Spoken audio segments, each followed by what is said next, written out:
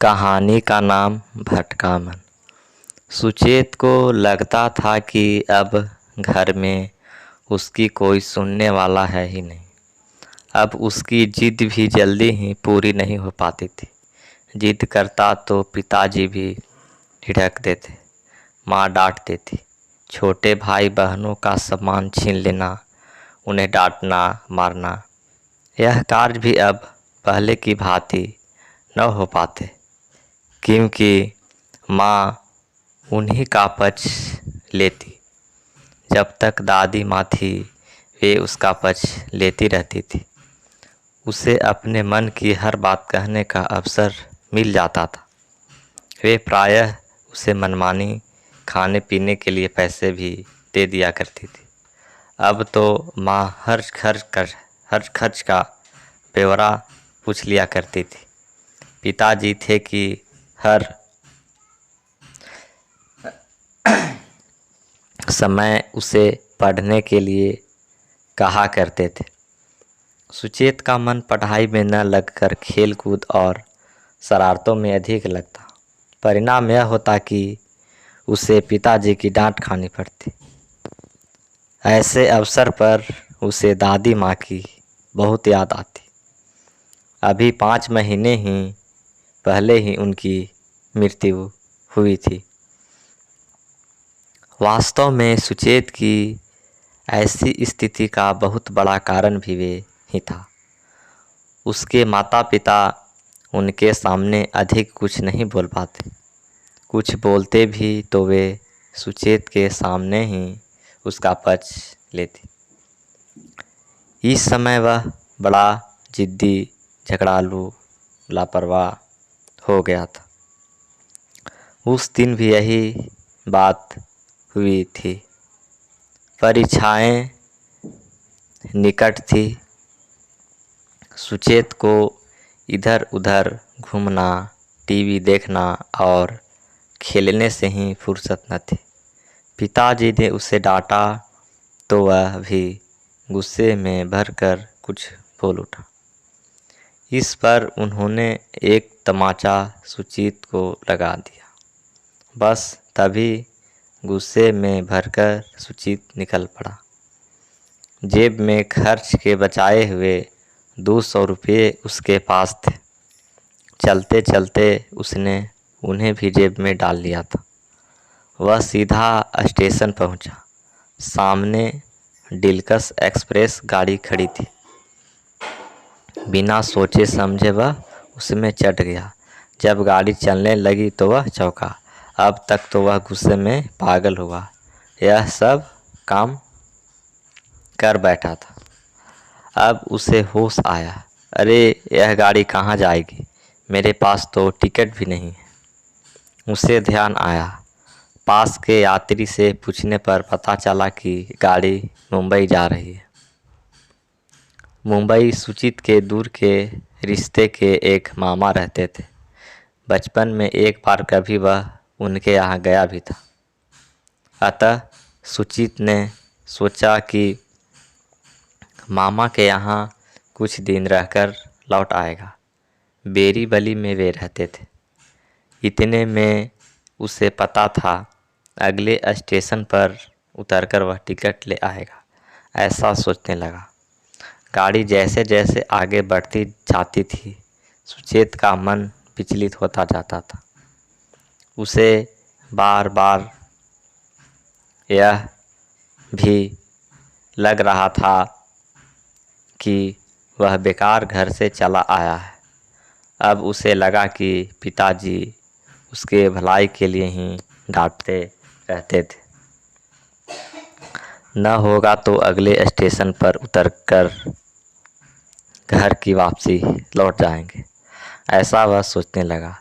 तभी सामने बैठा भले से दिखने वाले एक यात्री ने सुचेत से पूछा, कहाँ जा रहे हो? मुंबई?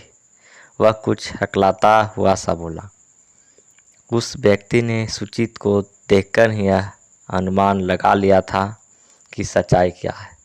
उसने अपने साथ प्यार से सुचेत को खिलाया पिलाया, फिर उसे स्नेह और सहानुभूति देकर उससे पूरी बात जान ली। कोई बात नहीं, मैं तुम्हें बेरीबली तुम्हारे मामा जी के यहाँ छोड़ दूँगा, मुझे भी मुंबई ही जाना है। उसने सुचेत से कहा। इतने में टीटी आ गया। उस व्यक्ति ने झट से सुचेत के टिकट के लिए पैसे निकाल कर दे दी। उस समय वह कुछ बोल न पाया।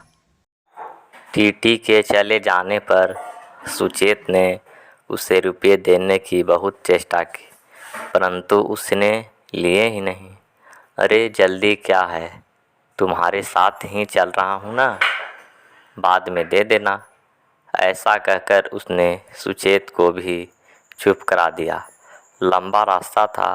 रास्ते भर वह व्यक्ति सुचेत के खाने पीने का बड़ा ध्यान रखता, उससे बड़े स्नेह से बातें करता रहा। सुचेत भोलेपन में अपने घर परिवार की सारी जानकारियां उसे दे दिया। वह घर से नाराज होकर आया है और क्यों आया है, यह पूरी बात भी उसे बता दी। उसने सुचेत की बात का ही समर्थन किया। ट्रेन जब मुंबई पहुंची तो रात हो चुकी थी। प्लेटफॉर्म से बाहर निकलकर वह व्यक्ति सुचेत से कहने लगा कि उस समय उसे मामा के यहाँ पहुँचाना संभव नहीं है। उसके पास पता भी पूरा नहीं है। यदि सुचेत चाहे तो वह इस समय उसके साथ चले। प्रातः वह उसे छोड़ आएगा। मुंबई की चौका चौथा देखकर सुचेत वैसे ही चकरा गया था। उसने तुरंत हाँ कह दी। वे दोनों ऑटो रिक्शा में बैठ गए। सुचेत सोचने लगा कि यदि यह व्यक्ति कपड़े से तो अमीर लगता है, इसका घर भी अच्छा सा होगा। रिक्शा 1 घंटे शहर में दौड़ने के बाद कुछ सुनसान से रास्ते पर चला और अंत में एक गंदी सकरी सी गली में पुराने खंडहर से दिखने वाला मकान के सामने रुक गया। उस व्यक्ति के साथ अंदर आकर देखा तो सुचेत आग नहीं लगा। उन्होंने जिस कमरे में प्रवेश किया वहाँ 5 आदमी बैठे शराब पी रहे थे और ज़ोर ज़ोर से शोर मचा रहे थे। नई चिड़िया फंसा लाए उस्ताद, एक आदमी ने उसे देखते ही अटपट किया। जो व्यक्ति सुचेत के साथ आया था उसने घंटी बजाई। एक दुबले और सहमे हुए बालक ने प्रवेश किया। आदमी ने धीमी से उससे कुछ कहा। बच्चा सुचेत को अपने साथ ले गया और पहनने के लिए एक मैला फटा सा नेकर और कमीज उसे पकड़ा दी। मुझे तो सुबह ही यहाँ से चले जाना है, सुचेत बोला। वह अभी भी पूरी बात न समझ पा रहा था। बड़े आदमी ने कमरे में प्रवेश करते हुए कहा, यहाँ से अब कहीं जाने की बात भूल जाओ। अपने कपड़े और पैसे चुपचाप मुझे दे दो। जो कहा जाए उसे मानो, नहीं तो, धीमी से सुचेत ने पूछा। व्यक्ति ने उसका हाथ पकड़ा, घसीटता हुआ एक कमरे की ओर ले गया और खिड़की से अंदर का दृश्य दिखाकर कहा, तुम्हारा भी यही हाल होगा। सुचेत काँप उठा। अंदर 2 बच्चे रस्सियों से बंधे पड़े थे। एक आदमी उन पर घूंसे थप्पड़ बरसाते हुए कह रहा था, बोलो अब करोगे अपनी मनमानी।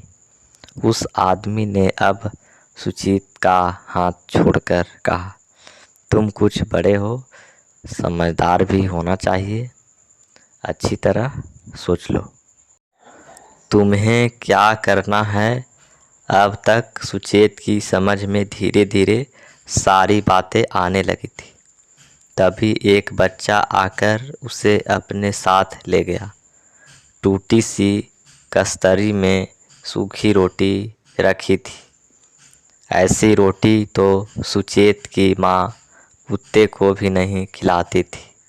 उसकी आंखों में आंसू भर आए और वह बिना खाए ही उठ गया। 12-14 जमीन पर लेटे थे। सुचेत चुपचाप जाकर उन्हीं के पास लेट गया। उसकी आंखों की नींद उड़ चुकी थी।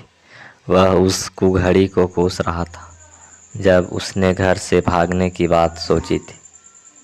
उसे माँ, दादी और छोटे भाई बहन की याद आने लगी। उसे अपने किए पर बहुत पछतावा हो रहा था। सुचेत यह बात अच्छी तरह समझ गया था। इस गिरोह से उलझने से कोई लाभ नहीं। अच्छा यही है कि वह इनकी हर बात मान ले, इनका विश्वास जीत ले और तब यहाँ से निकलने की कोशिश करे। रोते रोते सुचेत की आंख लग गई। क्या सोते ही रहोगे? आवाज़ सुनकर सुचेत की आंख खुली। जो उसे लाया था वही व्यक्ति सामने था। अरे, बहुत गहरी नींद आई। वह आंख मलते हुए उठ बैठा। फिर उस व्यक्ति से विनती करते हुए बोला, मैं सोचता हूँ मामा जी के यहाँ न जाऊँ। वे भी तो आखिर मुझे पिताजी के पास ही भेज देंगे। मैं घर बिल्कुल नहीं जाना चाहता। चलो, तुम्हें समझ तो आई। वह कहने लगा। सुचेत ने उसके हाथ जोड़ते हुए कहा, चाचा जी, अब तो आप ही मेरे बड़े हैं। जो आप कहेंगे करूँगा। आप मुझे यहाँ से घर मत भेजिएगा, ठीक है? तो तुमसे जो भी कहा जाए उसे मानो, व्यक्ति बोला। उस दिन से सुचेत और कुछ नए लड़कों का प्रशिक्षण आरंभ हो गया। यह गिरोह नशीली पदार्थ की तस्करी करता था। इन्हें कैसे छुपाया जाए, अड्डे तक कैसे पहुंचाया जाए, इसका पूरा प्रशिक्षण बच्चों को दिया जाता था। अड्डे पर जाते समय एक बच्चे के साथ एक बड़ा आदमी रहता। घर से जाते समय बच्चों की आँखों पर पट्टी बांध दी जाती थी जिससे वह कुछ देख न सके। एक कार आती और बैठा ले जाती। उतरने से 2 मिनट पहले आँख की पट्टी खोल दी जाती। नियत स्थान पर बच्चे को खड़ा कर दिया जाता और बड़ा आदमी दूर से उसकी निगरानी करता। काम समाप्ति कर फिर पहले की भांति ही आँखों पर पट्टी बांधकर घर ले जाया जाता। घर से सभी बच्चे पर कड़ी निगरानी रहती। लोहे के फाटक पर सदैव ताला लगा रहता। बच्चे किसी से मिलजुल भी नहीं सकते थे। 1 माह तक सुचेत इसी प्रकार रहा। निकलने और भागने का कोई रास्ता वह न खोज पाया। कभी कभी वह निराश भी होने लगता अब तो पूरा जीवन यही बिताना पड़ेगा। वह रात को सोते समय भगवान से प्रार्थना करता कि इस कैद से निकाले। अपने सद्बुद्धि की बहुत बड़ी सजा उसे मिल चुकी थी। अब सुचेत ने निश्चय किया कि वह प्राणों की बाजी लगाकर भी इस स्थिति से निकलेगा। ऐसे घिनौने जीवन से उसे घृणा होने लगा था। उसे बार बार यह युक्ति याद आती कि शूरवीर एक ही था, बार बार मरता, जबकि कायर मृत्यु से पूर्व उनके बार बार मर चुका होता। उसने कायर की भांति नहीं, शूरवीर की भांति जीने का निश्चय किया। वह मन ही मन घुटता था, पर बाहर से दिखाता था कि पसंद है। एक दिन जब सुचेत सड़क पार कर रहा था तो घने यातायात के कारण उसके साथ के बड़े आदमी को 4 कदम आगे बढ़ना पड़ा। तभी सुचेत की दृष्टि साहस ही पुलिस की जीप पर पड़ी। वह दौड़कर उसमें चढ़ गया। उसका घबराया चेहरा देखकर पुलिस अधिकारी ने पूरी बात जाननी चाही, पर उसने यही कहा, साहब पहले उस आदमी को पकड़िए। तब तक जीप एक चौराहे पार कर चुकी थी। उसकी बात सुनकर उन्होंने सादे कपड़े में बैठे एक आदमी के साथ उसे वहां भेजा जहां सामान देता था, पर वह अड्डे का आदमी काफ़ी देर खड़े रहने पर भी वहां न आया। शायद उसे खतरे का अनुभव हो चुका था। कार्यालय पहुंचकर सुचेत ने वरिष्ठ पुलिस अधीक्षक को अपने घर से यहाँ जाने तक की पूरी कहानी सुनाई। सुचेत तो उस कैद से बाहर आ गया था, परंतु वहाँ बंद दूसरे बच्चे को छुड़ाने के लिए उसके मन में बहुत व्याकुल था। वह बार बार अधिकारी महोदय से यही निवेदन कर रहा था कि जैसे भी हो उन बच्चे को छुड़ा लाइए, पर परेशानी यह थी कि उस स्थान का पूरा पता सुचेत को नहीं था। वह जिस रास्ते से पहले बार गया था उसी का विवरण दे सका। सुचेत को दुकान, होटल आदि के नाम पढ़ते जाने की आदत थी, वही उसने उन्हें बताया। से पुलिस ने बहुत भागदौड़ करके आखिर उस स्थान का पता लगा ही लिया। रात के समय वहां छापा मारा गया। अपराधियों का गिरोह तो छिपकर गुप्त रास्ते से भाग निकला था, परंतु वहां कैद बच्चे को पुलिस ने छुड़ा दिए। सभी अपहरण थे या फिर घर से भागे हुए बच्चे थे। सुचेत के साहस के कारण ही वे आज मुक्त हो सके।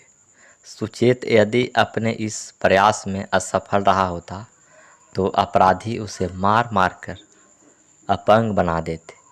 यदि जीप से तनिक भी फिसल गया होता तो कोई दुर्घटना घट सकती थी। उसने अपने प्राण हथेली पर रखकर ही यह साहस किया था। जल्द ही सुचेत के पिताजी मुंबई आ गए। बेटे के गुम हो जाने के दुख में वे दुर्बल और रोगी बन गए थे। सुचेत को देखते ही उन्होंने गले से लगा लिया, पिताजी मुझे माफ़ कर दीजिए, मैंने बहुत बड़ी गलती की है। सुचेत उनसे लिपटकर बोला। वह कहने लगा, अब की बार मुझे क्षमा कर दीजिए पिताजी, मेरे आँख खुल चुकी है। अब मैं मन लगाकर पढ़ूंगा और आपकी बात मानूंगा। सुचेत तो खुशी खुशी पिताजी के साथ घर चला गया। इधर पुलिस ने जब्त सामान के आधार पर आखिर अपराधियों को पकड़ ही लिया। सुचेत ने अखबार में जब यह समाचार पढ़ा तो वह बहुत ही प्रसन्न हुआ। समाचार में उसके साहस की भी चर्चा की गई थी। कहानी यहीं पे ख़त्म होता है दोस्तों। अगर मेरा ये कहानी का नाम भटका मन अगर आपको अच्छा लगे तो चैनल को सब्सक्राइब कर दें, बेल आइकन को दबा दें। Thank you.